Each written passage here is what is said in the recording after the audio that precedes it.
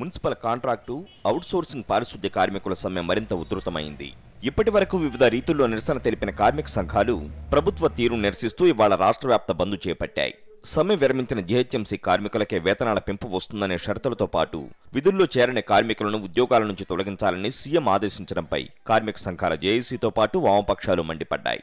అలాగే మిగతా జిల్లాల్లోని కాంట్రాక్టు, అవుట్సోర్సింగ్ పారిశుద్ధ్య కార్మికుల విషయంలో ప్రభుత్వ వైఖరిని కార్మిక సంఘాలు విమర్శించాయి.